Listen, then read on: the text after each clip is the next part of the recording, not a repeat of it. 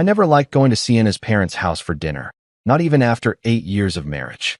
It wasn't the long drive or the stiff chairs that bothered me. It was the way her family made me feel like I didn't belong. That night, as I sat at their polished oak table, the air was thick with the usual mix of forced smiles and sharp little jabs.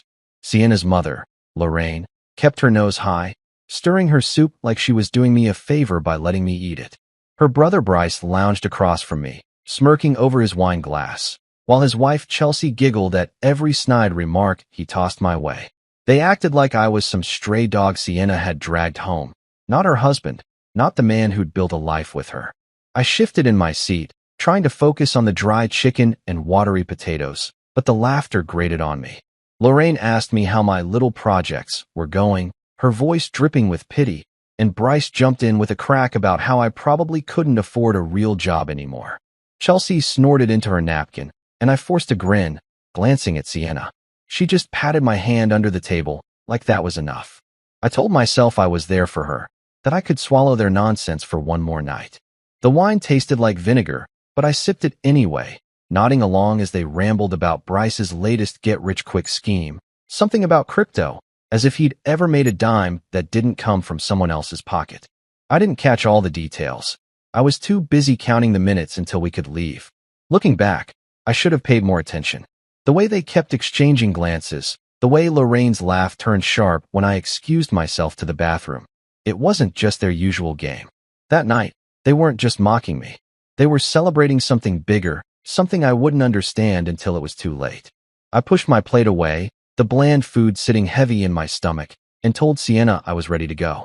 She sighed, like I was the one being difficult, but she grabbed her coat. As we walked out, Bryce called after me. "Take care, champ. Don't spend all that money in one place." I thought it was just another dig at my old business payout, the one I'd cashed out years ago. I waved him off, climbing into the car, the cold night air hitting my face. Sienna was quiet on the drive home, staring out the window, and I figured she was just tired. I didn't push her to talk. I didn't ask why her family seemed so smug, so pleased with themselves. I didn't know yet that they'd already taken everything I'd worked for, that they'd been planning it right under my nose. All I knew was the dinner left a bad taste in my mouth, worse than the cheap wine, and I couldn't shake the feeling that something was off. If I'd listened to that gut instinct, maybe I'd have seen it coming. But I didn't. I just drove us home, the headlights cutting through the dark, thinking the worst part of my night was already over. How wrong I was. I couldn't sleep that night after the dinner, my mind replaying Bryce's stupid grin and Lorraine's smug little comments. But I chalked it up to their usual nonsense. The next morning, I sat at my desk with a coffee, ready to pay a freelance artist I'd hired for a logo design, something small to keep my creative side alive. I logged into my bank account, expecting to see the usual balance, the payout from selling my business years back, the one I'd been careful with. Instead, the screen showed 36 cents. Just 36 cents. I blinked, rubbed my eyes, and refreshed the page, thinking it was a glitch or maybe the bank's app was messing with me. But there it was again, 36 cents, like some kind of sick joke. My chest tightened, and I scrolled through the transaction history, but nothing stood out. No big withdrawals, no alerts, just a clean drop to almost nothing. I sat there, staring at the numbers, my coffee going cold in my hand. This wasn't possible. That accounted close to $120,000 last time I checked. Money I'd earned, money I'd saved. I took a deep breath and called out to Sienna, who was in the kitchen humming to herself like it was any other Saturday. "Hey, did you move some money or something?" I kept my voice steady, casual even, not wanting to sound like I was accusing her of anything. She walked in, drying her hands on a towel, and looked at me with those calm brown eyes of hers. "Yeah," she said, like it was no big deal. "We all agreed you didn't really need that money." My brain stumbled over her words. "We? Agreed?" I set my mug down, the ceramic clinking too loud against the desk. "What are you talking about? Who's a we?" She didn't flinch, didn't hesitate. "Me, my mom, Bryce, Chelsea. We talked about it. You were just hoarding it, you know? We did something smarter with it." The room felt like it tilted, and I gripped the edge of my chair to steady myself. Hoarding it? That money was mine, mine from years of late nights, from deals I'd scratched out, from a business I'd poured my soul into before I even met her. I'd sold it to start fresh with her, to build our life together, and now she was standing there, acting like it was some family vote I didn't get invited to. Smarter, I managed to say, my voice low, my throat dry. What did you do with it? She shrugged, tossing the towel over her shoulder. Invested it. Paid some things off. It's better this way. I stood up, my legs shaky, and walked over to her, searching her face for some sign she was kidding. But she just looked back at me, cool as ever, like I was the one overreacting. Sienna, that was my money, I said, each word feeling heavier than the last. You can't just take it. She tilted her head, a little smile tugging at her lips. It's our money, isn't it? We're married. I wanted to scream, to shake her, to make her see how insane this was, but I just stood there, my hands clenched at my sides. 36 cents. That's what they left me with. I thought about calling the bank, demanding answers, but her words kept echoing Bryce, Lorraine, Chelsea. They were all in on it. My own wife had handed them my life's work like it was spare change. I turned back to the computer, the screen still glowing with that pathetic balance, and felt something cold settle in my gut. This wasn't a mistake. This was a betrayal, and I didn't even know how deep it went yet. I stood there in our living room, the hum of the refrigerator buzzing in the background, while Sienna's words sank into me like a punch I couldn't dodge. My money, $120,000, gone, just like that. And she was acting like it was nothing, like I'd agreed to some family plan behind my own back. My head spun, and I felt this heat creeping up my neck, a mix of anger and disbelief I couldn't swallow down. You stole from me, I said, my voice coming out sharper than I meant it to. She didn't even blink, just set her tea mug on the counter and looked at me like I was a kid throwing a tantrum. No, she said, calm as ever, we redirected it. Redirected it? What the hell did that even mean? I stepped closer, my hand shaking, trying to keep my cool when all I wanted was to yell until she got it. That was my money, Sienna. Mine. From my business, from before we even met. You don't get to redirect it without asking me. She sipped her tea, the steam curling up around her face, and shrugged again. You weren't doing anything with it, she said, like that made it okay. I couldn't believe what I was hearing. This wasn't just her, it was her whole family, sitting around that dinner table last night, laughing in my face while they carved up my life. I turned away, pacing the room, my boots thumping against the hardwood. I built that business from nothing, nights coding in my basement, days pitching to clients who didn't believe in me, years of scraping by until it paid off. I sold it to start over with her, to give us a cushion, and now it was gone because they decided I didn't need it? My stomach twisted, and I grabbed my phone off the coffee table, my fingers fumbling over the screen. You know what? I said, spinning back to face her. If you think I don't need my own money, then you won't need this either. She narrowed her eyes, setting the mug down with a soft clink, but before she could say anything, a loud knock rattled the front door. It was heavy, deliberate, not the kind of knock you ignore. Sienna froze, her head tilting toward the sound, and I felt this strange rush, like maybe I wasn't as powerless as she thought. Who's that? She asked, her voice tightening just a little. I didn't answer, just walked to the door, my heart pounding in my chest. I'd called my cousin Jules a few weeks back when I'd noticed some small amounts missing, nothing big, just 100 here, 50 there. He's a cyber forensic guy, good with numbers and tracking things people don't want found. I hadn't told Sienna about it, hadn't thought it'd lead to this, but now? Now I was glad I'd made that call. I opened the door, and there they were, 3 people in dark jackets, badges clipped to their belts. The guy in front, a tall man with a buzz cut and sharp eyes, stepped forward. Mr. Carter? I'm Agent Corbin Reyes, Office of Financial Integrity. We need to talk. I glanced back at Sienna, who'd gone pale, her tea forgotten on the counter. Yeah, I said, stepping aside to let them in. Come on in. She crossed her arms, her lips pressing into a thin line, and I knew right then this wasn't just about money anymore. This changed everything, everything I thought I knew about her, about us, about the life I'd been living. The agents brushed past me, their boots loud on the floor, and I felt this weight lift, just a little. Whatever came next, I wasn't going to let them walk all over me anymore. I watched Agent Corbin Reyes and his team step into our house, their presence filling the room like a storm rolling in. My heart was still racing from Sienna's casual confession, but now it was mixed with this strange relief, like I wasn't alone in this mess anymore. Corbin was all business, his dark eyes scanning the place as he adjusted his jacket. The other 2 agents, a woman with a tight ponytail and a guy carrying a briefcase, fanned out behind him, their faces unreadable. Sienna stood by the kitchen counter, her arms crossed, trying to look calm, but I could see the twitch in her jaw. "What's this about?" she asked, her voice sharper than usual. I didn't answer her right away. I let Corbin take the lead. "We're here to investigate some financial irregularities tied to this address," he said, his tone flat but firm. "I'd like to see all shared financial documents, bank statements, anything related to joint accounts." Sienna let out a nervous laugh, the kind she used when she was cornered. "You can't just walk in here and demand that," she said, glancing at me like I'd back her up. Then Lorraine's voice cut through from the hallway. She must have shown up unannounced, probably to gloat some more.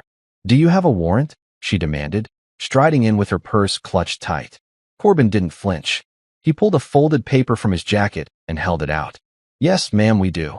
That shut her up fast. I caught Sienna's eye, and she looked away, her fingers tapping against her arm.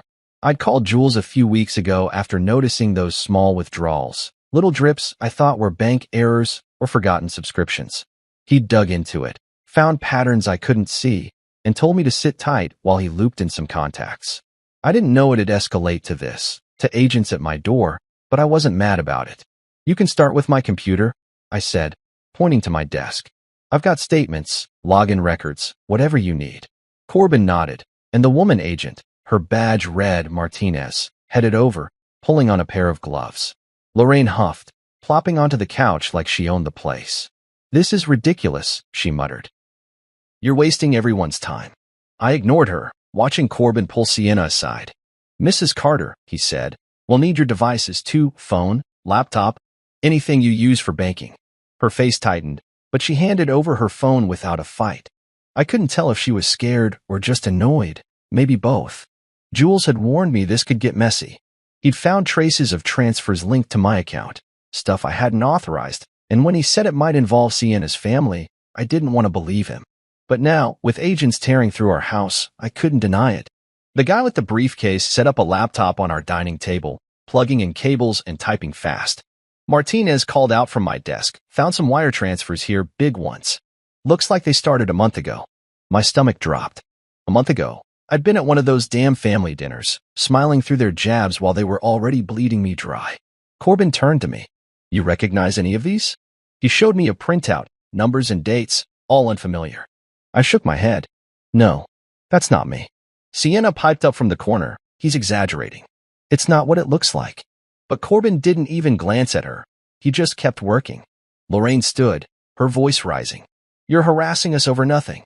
The agents didn't respond, just kept collecting phones, a tablet from the coffee table, even a USB drive I didn't recognize. I leaned against the wall, my arms crossed, watching it all unfold. This was real now. Whatever they'd done, whatever Sienna had let them do, it wasn't just a family scheme anymore. It was a crime, and these people were here to prove it. I didn't know what they'd find, but I knew one thing. I wasn't letting it go. I stood there in the middle of our living room, the agents moving around me like I was a ghost in my own house, while the truth started clawing its way out. Agent Corbin Reyes had this quiet intensity, directing Martinez, and the other guy, his badge said, Ellis, as they hauled out hard drives, Sienna's phone, even Bryce's old laptop that was sitting on our kitchen counter like it belonged there. I hadn't even noticed it until Ellis picked it up, bagging it in plastic. "Where'd that come from?" I asked, my voice rough. Sienna shrugged, avoiding my eyes. "Bryce must have left it last time he was over." Last time he was over, probably when they were all laughing at me over dinner, plotting this whole thing. I handed Corbin my own bank statements, the ones I'd printed a month ago when the balance still made sense, along with screenshots I'd saved from weird texts between Sienna and Bryce I'd glimpsed on her phone, stuff like, "It's set, and he won't notice." I brushed it off then, but now it felt like evidence burning in my hands. Martinez called out from the dining table, her laptop screen glowing.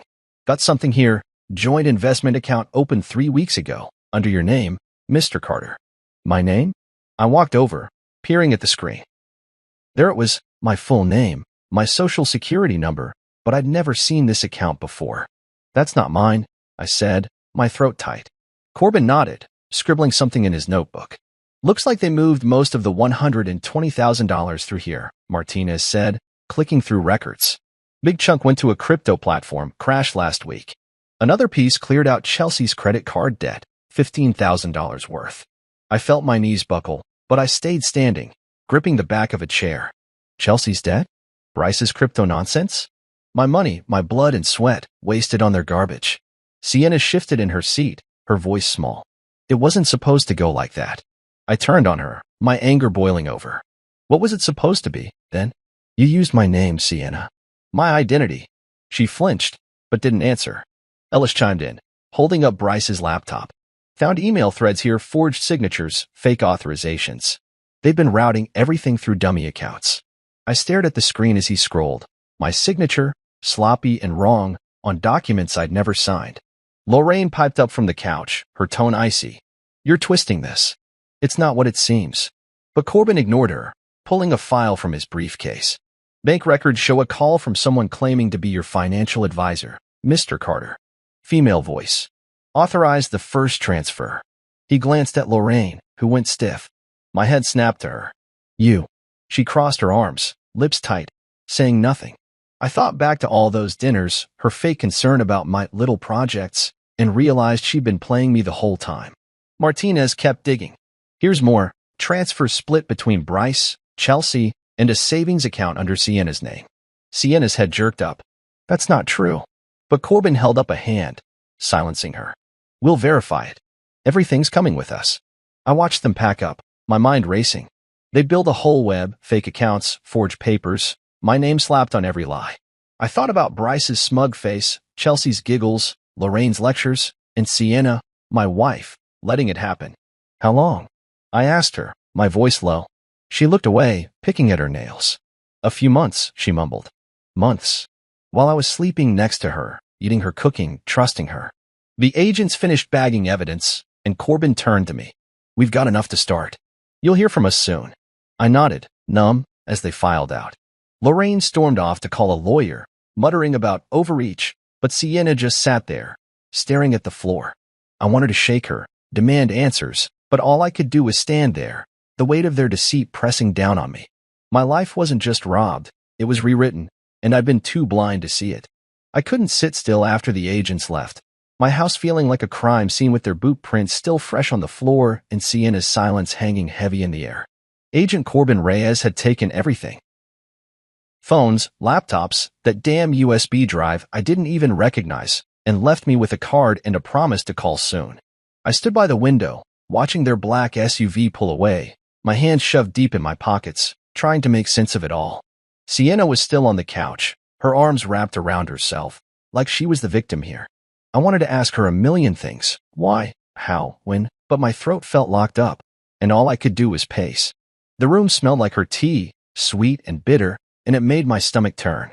Then Corbin's voice echoed back in my head from earlier, when he'd sat her down and laid it out like a prosecutor. This isn't just moving money, he'd said, his eyes hard.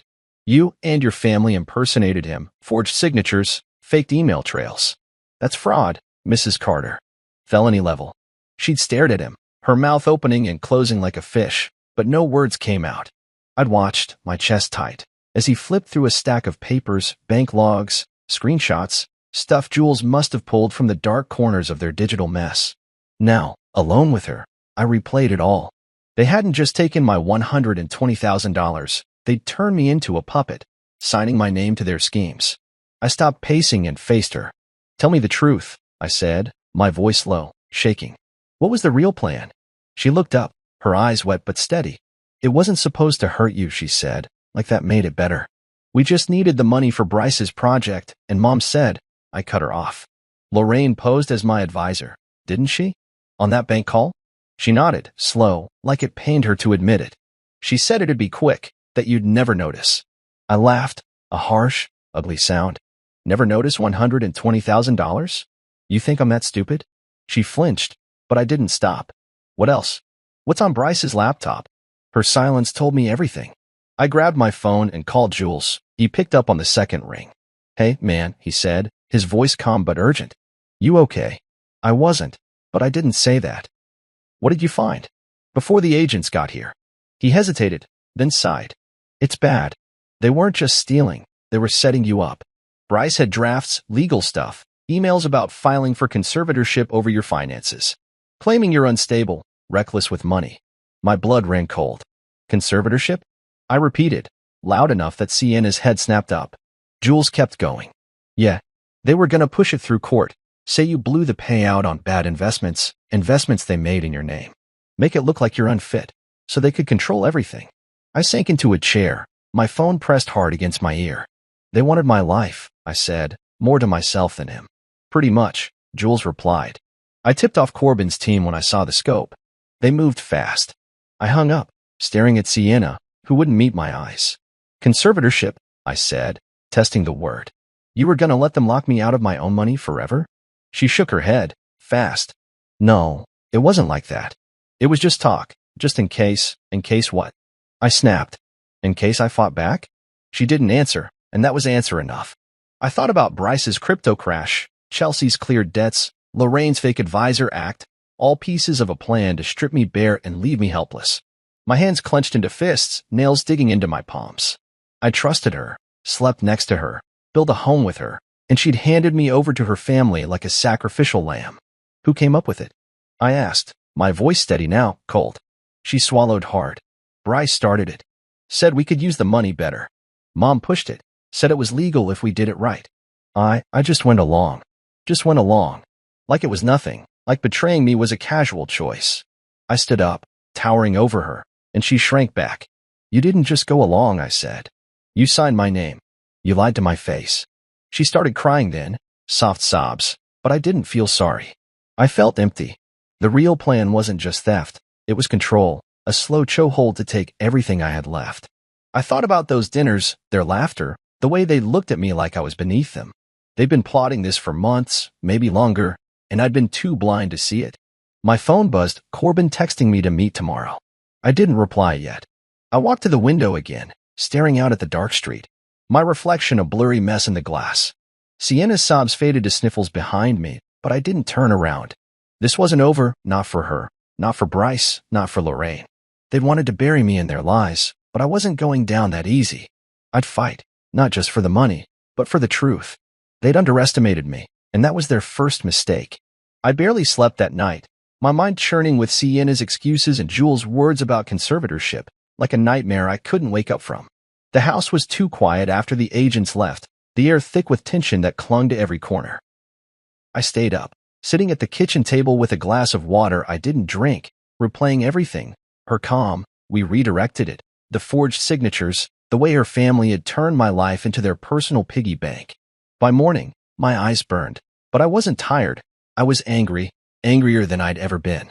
Sienna came downstairs, her hair messy, her face puffy from crying, but I didn't say a word. She made coffee, the machine hissing in the silence, and I just watched her, wondering how I'd missed this side of her for so long. Then the doorbell rang, sharp and loud, and I knew it was them again, Corbin and his team, back to dig deeper. I opened the door, and there they were, same dark jackets, same serious faces, but this time Bryce was with them, his hands cuffed behind his back, his smug grin gone. Found him trying to ditch town, Corbin said, nodding at Bryce as Martinez shoved him inside. Chelsea trailed behind, her eyes red, clutching at tissue, and Lorraine stormed in last, her voice already rising. This is harassment, she barked, but Corbin just handed her a new warrant, thicker than the last one. I stepped back, letting them take over. Sienna froze by the coffee pot, her mug trembling in her hands. What's happening? She whispered, but I didn't answer. I didn't owe her that anymore. The agents spread out, setting up again, and Corbin pulled me aside. We've got more, he said, his voice low. Chelsea's talking. I glanced at her, sitting on the couch, sobbing into her hands while Martinez took notes. What did she say? I asked. Corbin flipped open his notebook. She knew it was theft from the start, says Bryce pressured her, promised it'd all work out. She gave us access to their joint email. It's a gold mine. My stomach twisted, but I nodded. Good. He kept going. Lorraine's sticking to her story, won't talk without a lawyer. Bryce tried to run, but we caught him at a bus station with a fake ID. I almost laughed, Bryce, the genius, thinking he could outsmart this. Corbin's eyes met mine. Your wife's the wild card. She's not cracking yet. I looked over at Sienna, now perched on a chair, staring at Bryce like he'd betrayed her, not me. She will, I said, more to myself than him. The agents worked fast. Ellis cracked Bryce's laptop again, pulling up files while Martinez cross-checked them with Chelsea's story. Here's the conservatorship draft, Ellis called out, turning the screen. I walked over, my chest tight, and read it, pages of lies about me losing money on reckless trades, my mental decline, all signed with my name in Sienna's handwriting. That's her, I said, pointing. Corbin nodded, jotting it down. Chelsea piped up, her voice shaky. I told them it was wrong, but Bryce said we'd all be rich, and Sienna, she said you'd forgive her. Forgive her? I turned to Sienna, who wouldn't look at me. You thought I'd just let this go? I asked, loud enough for everyone to hear. She shrank back, saying nothing. Lorraine jumped in. Don't talk to her like that. But Corbin shut her down. Ma'am, sit down or you're out of here. She huffed, but obeyed. The room buzzed, agents typing, Chelsea sniffling, Bryce muttering curses under his breath. Then Martinez held up Sienna's phone. Found texts, her to Bryce, planning how to move the money after the crypto crashed. She suggested the savings account. My head snapped to Sienna. You hid more. She shook her head, fast. No, that's not. But Corbin cut in. We'll find it. I watched her crumble, her calm mask slipping, and felt this cold satisfaction. Everyone has a price, and theirs was greed that turned them against me. Chelsea kept talking, spilling details about meetings at Lorraine's house, how they'd laughed about me not noticing. I didn't want to, she cried, but they said it was family. Family. That word hit me hard, twisting the knife they'd already stuck in my back. Bryce tried to lunge at her, yelling, Shut up, Chelsea, but Ellis yanked him back, cuffing him tighter. Lorraine sat stone-faced, her lawyer on speed dial, but I could see the cracks. She knew they were done. Sienna finally spoke, her voice small. You're blowing this out of proportion. I stepped closer, towering over her. You emptied my life, Sienna. This is proportionate. She looked away, tears spilling, but I didn't care anymore. Corbin's team wrapped up, bagging more evidence, and he turned to me. Court's next. We've got enough to bury them. I nodded, my jaw tight. Do it. They hauled Bryce out, Chelsea following, still crying, and Lorraine marched after them, promising lawsuits. Sienna stayed, staring at the floor. I didn't know if she'd fight or fold, but it didn't matter. They'd sold me out, every one of them, and now they'd pay. I'd make sure of it. I sat in the courtroom a few weeks later, the wooden bench hard under me. My hands clasped tight in my lap as the air buzzed with tension. The preliminary hearing was packed, agents, lawyers, Sienna's family all lined up like a row of dominoes waiting to fall. I'd spent the days since the agent's last visit in a haze, meeting with Corbin, signing statements, watching Jules pull apart their digital trail like a puzzle I'd been too blind to solve. Now it was real, laid out in front of a judge who looked like he'd heard every excuse in the book. Corbin stood by me, his suit crisp, his voice steady as he walked the court through it all, the fake accounts, the forged signatures, the money funneled through Bryce's crypto flop and Chelsea's debts. I kept my eyes on Sienna, sitting with her lawyer, her face pale but composed, like she still thought she could talk her way out. Bryce slouched next to her, his cuffs clinking, while Lorraine sat ramrod straight, her lips pursed, glaring at me like I was the one on trial. The judge, a gray-haired man with glasses perched on his nose, flipped through a thick file, his expression souring with every page.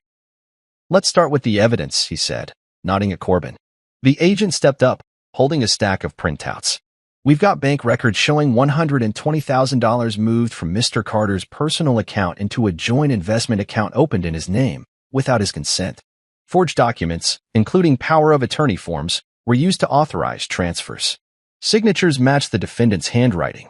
He laid out the papers, my name scrawled in Sienna's loopy script, Bryce's blocky letters, even Lorraine's tight cursive on a fake advisor memo.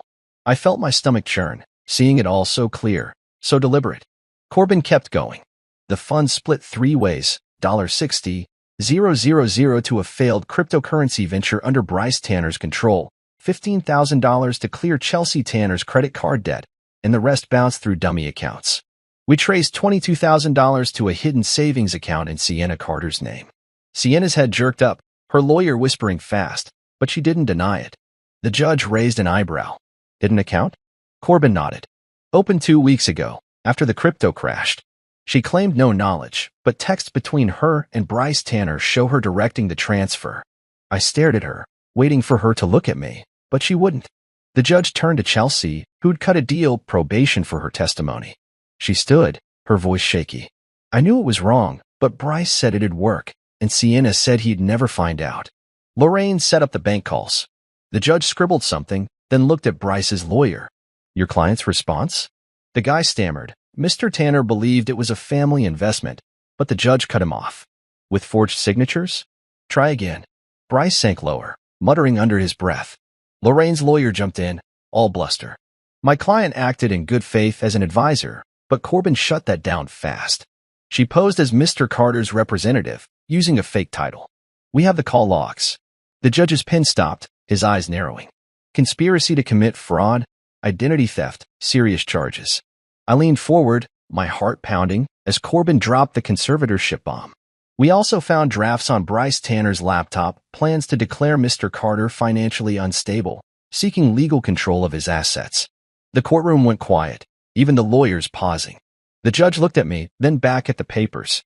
This is a calculated mess, he muttered. Sienna's lawyer tried to spin it. Mrs. Carter was misled by her family, but the judge wasn't buying it.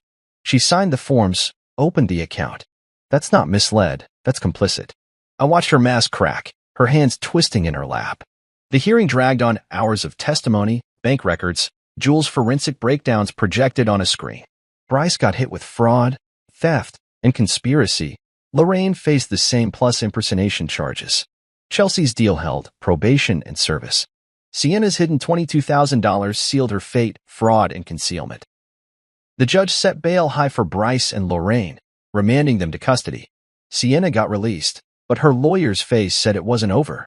As they shuffled out, Bryce glared at me. Lorraine spat something about ungrateful, and Sienna just walked past, head down. I stayed put, the room emptying, Corbin clapping my shoulder. Solid case, he said. They're cooked. I nodded, but it didn't feel like a win. Not yet. My wife, her family, they'd turned my trust into a weapon, and now they'd face a court of thieves they couldn't charm or bribe.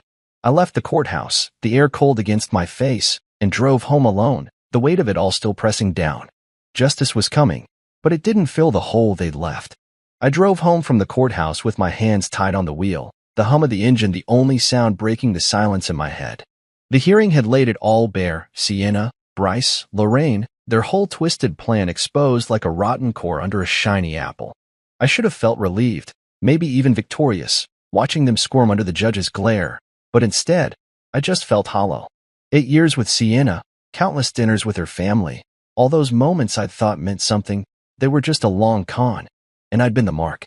By the time sentencing rolled around a month later, I'd moved out of our house, crashing at Jules' place while the divorce papers sat on my lawyer's desk. I didn't want to see her, but I had to be there, had to hear the end of it.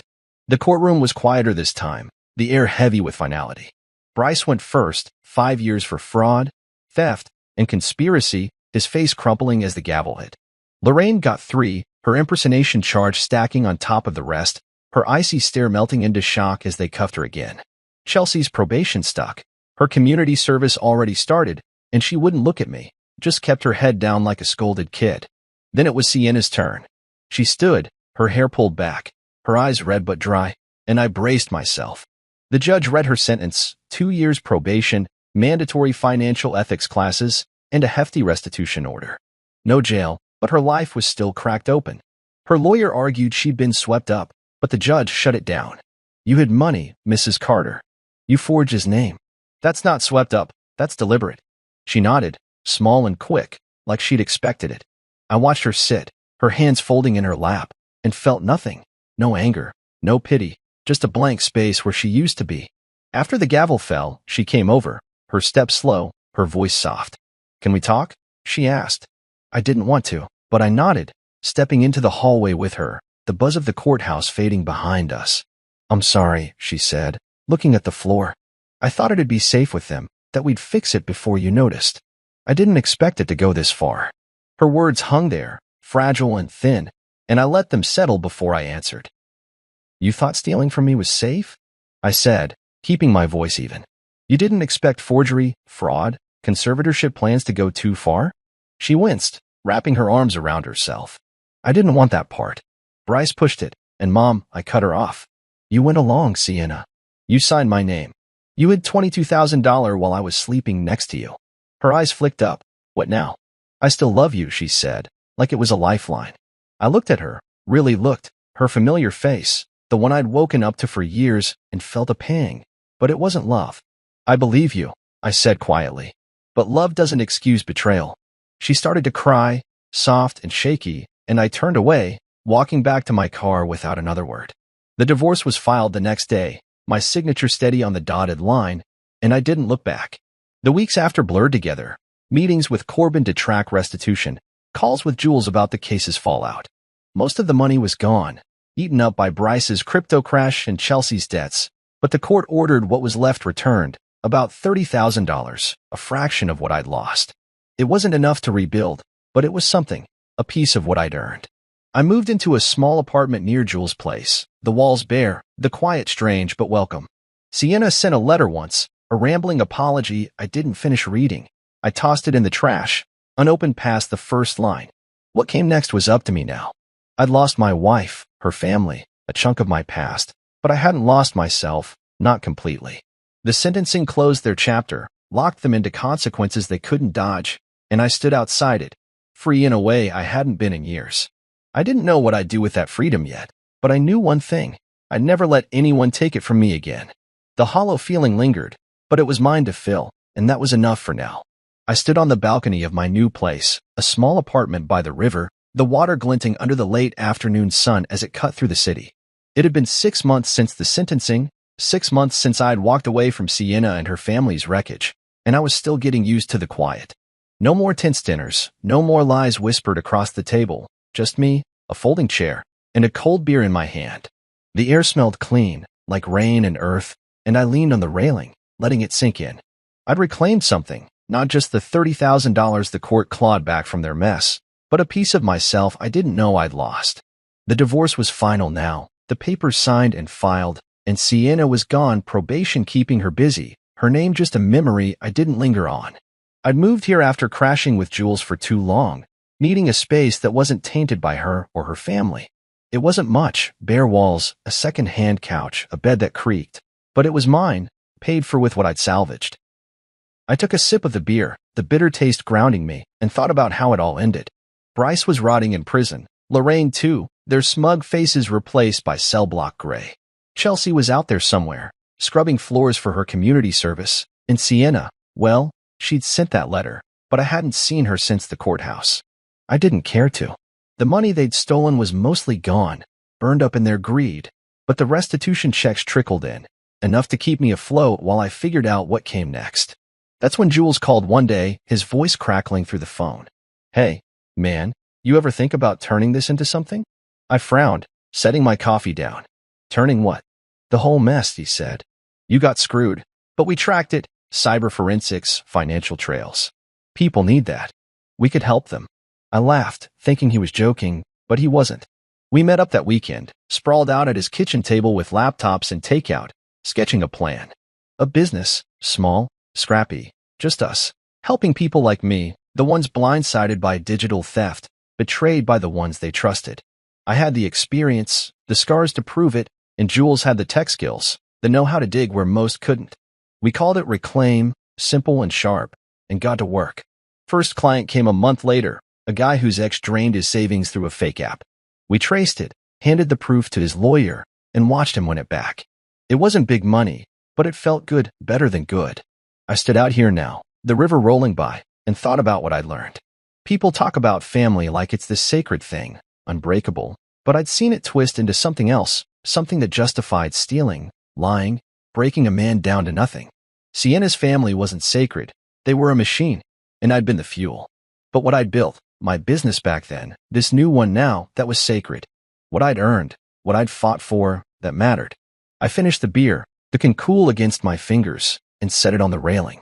The sun dipped lower, painting the water gold, and I felt this quiet strength settling in.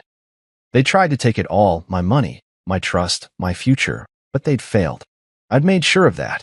The loud knock I'd brought to their door, the agents, the court, it flipped their game, turned their theft into their trap. Now I was here, standing on my own, not rich, not whole yet, but free. Jules texted me about a new case, some woman whose brother siphoned her inheritance. I smiled, small but real, and headed inside to grab my laptop. This was my life now, reclaiming what others lost, piece by piece, the way I'd reclaimed mine. I didn't need Sienna, didn't need her family's approval or their fake smiles. I had the river, the work, the truth. And if anyone else tried to steal that from me, I'd make sure they heard that knock too loud, hard, and final.